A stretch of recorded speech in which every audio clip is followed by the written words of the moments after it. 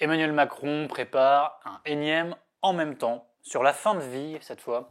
Le président de la République reçoit ce jeudi à dîner plusieurs personnalités concernées par le sujet, dont les représentants des cultes, mais pas que. Alors Emmanuel Macron, qui est d'un naturel bavard en général, dans ce genre de dîner qu'il organise, il passe la parole à tout le monde, il écoute et puis lui se contente d'introduire et de conclure avec quelques banalités sans laisser transparaître le fond de sa pensée.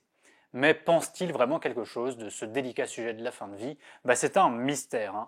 Il y a un an, interpellé dans la rue pendant sa campagne présidentielle, il avait confié à un passant qu'il était plutôt pour évoluer vers le modèle belge. Alors en Belgique, depuis 2002, l'euthanasie est autorisée, y compris pour les mineurs et pour des situations de souffrance psychologique. En septembre dernier, Emmanuel Macron a cette fois promis à Line Renaud, marraine de l'Association pour le droit à mourir dans la dignité, il lui a promis de faire évoluer la loi. Mais le mois suivant, en octobre, dans un avion qui le ramenait d'une visite au pape François, il se montrait beaucoup plus prudent sur le sujet. En fait, Emmanuel Macron a décidé de gagner du temps. Lui nourrit une méfiance instinctive envers les sujets sociétaux, trop clivants, trop piégeux, au contraire de sa majorité de députés, dont beaucoup sont des cadres urbains progressistes, plutôt portés sur ces sujets. Du coup, dans son dernier programme présidentiel, Emmanuel Macron s'en est sorti en promettant une convention citoyenne sur la fin de vie avec des citoyens tirés au sort, et pour l'instant, il s'en tient à l'écart. Il a d'ailleurs laissé sa première ministre Elisabeth Borne installer la convention, c'était en décembre. Les réflexions que vous conduirez et les propositions que vous ferez constitueront pour mon gouvernement un éclairage majeur. J'en prends l'engagement, nous reviendrons devant vous pour vous présenter les suites qui seront données à vos travaux. Vous avez bien entendu, un éclairage majeur. Ça veut dire que le gouvernement ne se sent pas lié par l'avis des citoyens. Souvenez-vous, il y a déjà eu une convention citoyenne, c'était sur le climat, et à l'époque, Emmanuel Macron avait dit qu'il soumettrait sans filtre les conclusions des citoyens, soit au Parlement, soit à un référendum.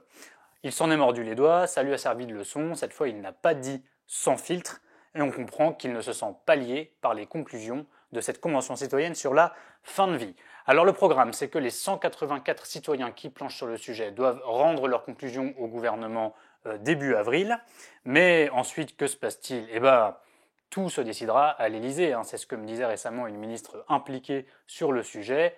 Elle expliquait que les règles du jeu étaient écrites dès le départ, la décision appartient au président. À l'Élysée, on explique que rien n'est encore arrêté, mais à entendre les gens qui sont au parfum, les parlementaires, les ministres, les conseillers, il y a une certitude et une incertitude. La certitude, c'est le développement des soins palliatifs, un sujet qui est beaucoup revenu dans le débat. Le ministère de la Santé dénombre encore 20 départements qui n'ont aucune unité de soins palliatifs, c'est-à-dire ces unités qui permettent de soulager la douleur de personnes en fin de vie. Et puis il y a l'incertitude. L'incertitude, c'est évidemment la potentielle évolution de la loi Claeys-Leonetti de 2016 qui prévoit déjà le droit à une sédation profonde et continue pour certains malades en fin de vie lorsqu'ils en font la demande. Emmanuel Macron va donc devoir jongler entre ces deux aspects.